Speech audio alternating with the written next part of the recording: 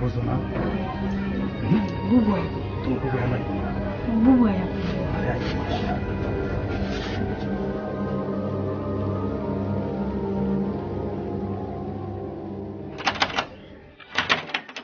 রোমানা এখন কি হলো তোমার বোঝা ওরা সময় করবে না তুমি দরকার হলো আমি খাটে নিতে ঢুকে আসা না আয় রোমানা রোমানা আয় ঘরের ভিতর কাটা গেট খুলে না কেন রোমানা কি রে ঘরের দরজা লাগাই কি করস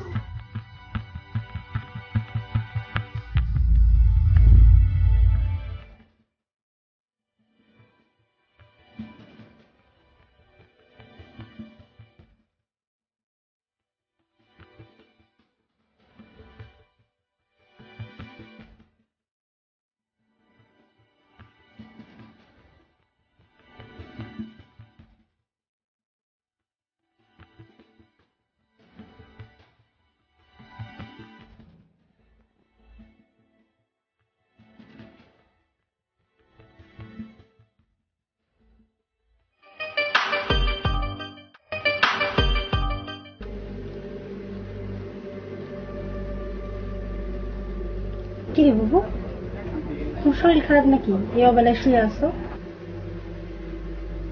না এমনি তোর অফিসে এনে তোর একটা বাসা দেখে দিবি তুইও নিয়ে থাকিস তোর তো এনে থাকতে কষ্ট হয় আমি কি তোমার এই ড্রেস গেছি সব কি কম লাগে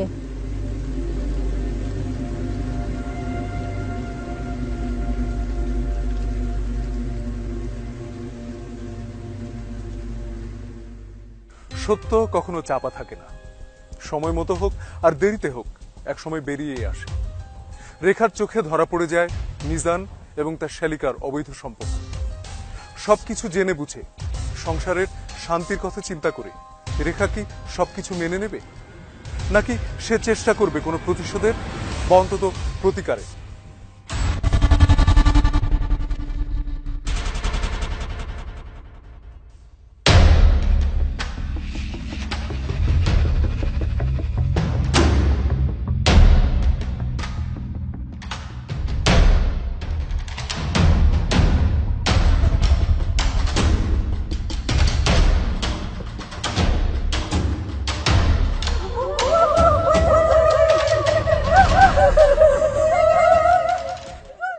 রেখা এবং তার বোন রুমানার মুখে অ্যাসিড নিক্ষেপ করেছে কেউ একজন কিন্তু এখনো বোঝা যাচ্ছে না অ্যাসিডটা নিক্ষেপ করেছে কে এটা কি জমিজাতি সংক্রান্ত ঝামেলার জের নাকি পরকীয়ার বলি নাকি মিজানকে কেউ ফাঁসানোর জন্য এই অ্যাসিড নিক্ষেপ করেছে ঘুমানোর জায়গা না তাহলে ওদের এসিড মারছে কে আমি বিশ্বাস করেন স্যার আমি জানি না স্যার আর আমি কইতাছি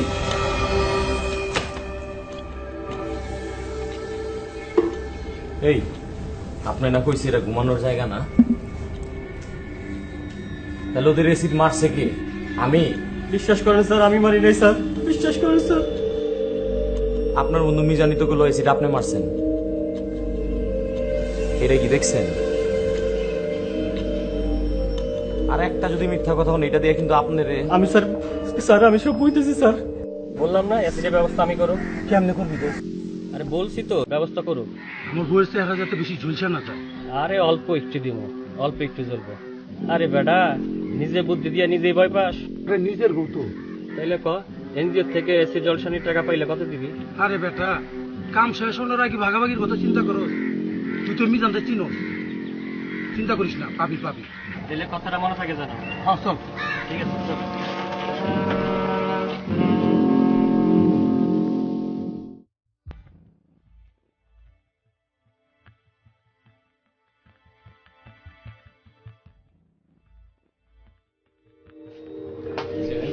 ভাই আমার একটু উপকার ভালো লাগে কি উপকার ভাই না ভাই অ্যাসিড নেশা একবার নিষিদ্ধ মালিকের বলাই আছে না না না না চাকরি নিয়ে টানা নেই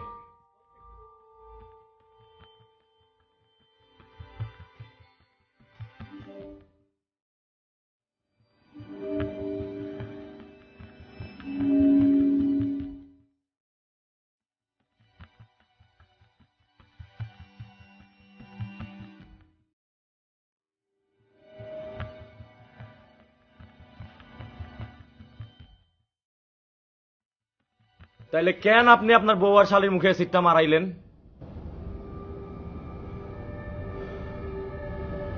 স্যার, চাইছিলাম অ্যাসিড মাইরা অল্প একটু আবার বউয়ের মুখটা জলসামো, এই যতটা হেলামো আর ফরিদরে ফাঁসাবো, কিন্তু ধাক্কা লাগা আবার বউ আর শালের বউ পুরা জলসে গেল। আপনি জানেন আপনি কি শাস্তি হইব?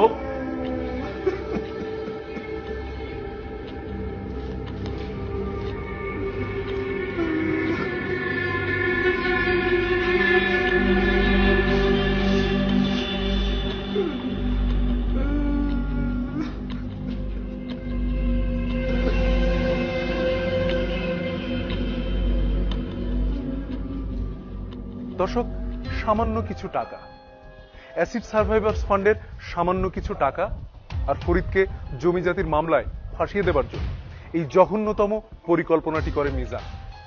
মিজানের ইচ্ছা ছিল সামান্য একটু অ্যাসিড নিক্ষেপ করবে, যাতে সাপও মরবে, লাঠিও ভাঙবে না। কিন্তু সবকিছু তো আর পরিকল্পনা মাফিক হয় না। শেষ পর্যন্ত ভীষণ ভয়ানক একটা ফাঁদে পড়ে যায় তিনজন। মিজান অ্যাসিড নিক্ষেপকারী হিসাবে, আর সেই অ্যাসিড নিক্ষেপের বলি হয় তার স্ত্রী এবং শ্যালিকা। সারা জীবন ধরে তাদের এই কষ্ট বয়ে নিয়ে বেড়াতে হয়। দর্শক, এটি কোনো বিচ্ছিন্ন ঘটনা নয়, আমাদের আশেপাশে ঘটে যাচ্ছে এরকম বহু ঘটনা।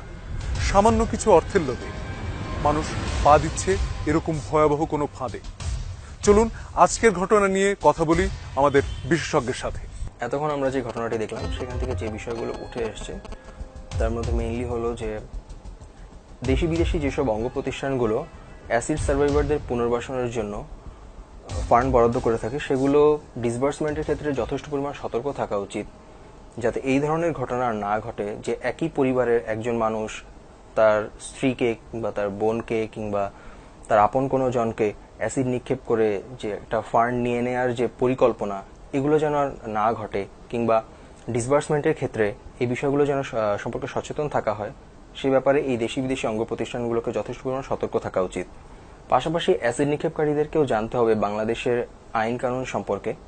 99 সাল থেকে 2013 পর্যন্ত যদি আমরা দেখি, তাহলে অ্যাসিড নিক্ষেপের ইনসিডেন্টের সংখ্যা 165 থেকে 69-এ নেমে আসলেও 2014 সালের মার্চেও কিন্তু এর সংখ্যা ছিল 27। অ্যাসিড নিক্ষেপকারীদের জন্য যে শাস্তি বিধানটি রয়েছে বাংলাদেশে, সেটিও কিন্তু খুব একটি সহজ নয়। কোর্টে যদি প্রমাণ নাও হয় যে আপনি অ্যাসিড নিক্ষেপকারী, তবেই কিন্তু হতে পারে আপনার জরিমানা কিংবা জেল। আর যদি প্রমাণ হয়েই যায় আপনি অ্যাসিড নিক্ষেপকারী, তাহলে হতে পারে 10 বছর জেল থেকে শুরু করে যাবজ্জীবন জেল, এমনকি সর্বোচ্চ শাস্তি মৃত্যুদণ্ড। অ্যাসিড সন্ত্রাসদের বিরুদ্ধে আইন তার নিজস্ব গতিতেই চলতে থাকবে, কিন্তু পাশাপাশি যেটি দরকার সেটি হচ্ছে সর্বস্তরের সচেতনতা এবং মূল্যবোধ। আমরা যদি নিজেদের মূল্যবোধকে জাগিয়ে তুলতে না পারি, তাহলে এই সন্ত্রাস কর্মকাণ্ড দিন দিন বাড়তেই থাকবে। আমাদের সমাজে যারা অ্যাসিড ভিকটিম আছেন তারা কিন্তু আমাদেরই একজন, সুতরাং আমাদের উচিত তাদের পাশে গিয়ে দাঁড়ানো, সর্বস্তরের সহযোগিতা করা, কারণ এই আমাদের সমাজেরই কিছু কলুষিত মানুষের কারণে আজ তাদের এই অবস্থা। সুতরাং তাদেরকে সর্বস্তরের সহযোগিতা প্রদানে আমাদের দৃঢ় প্রতিজ্ঞ থাকা উচিত। প্রিয় দর্শক, আমাদের ফাঁদ উন্মোচনের প্রতিটি গল্প আপনাদের জীবন থেকে উঠে এসেছে। আপনাদের কাছে এরকম কোনো গল্প যদি জানা থাকে, আমাদের ফেসবুক পাতার মাধ্যমে আমাদেরকে পাঠাতে পারেন। আমাদের ফেসবুক পাতার ঠিকানা www.facebook.com/ফাঁদ.jtv। আগামী মঙ্গলবার রাত 9:20 আবার দেখা হবে নতুন কোনো ফাঁদ উন্মোচনের গল্প নিয়ে। সে পর্যন্ত ভালো থাকুন, সুস্থ থাকুন, যমুনা টেলিভিশন দেখতে থাকুন আর ফাঁদ এড়িয়ে চলুন। শুভরাত্রি।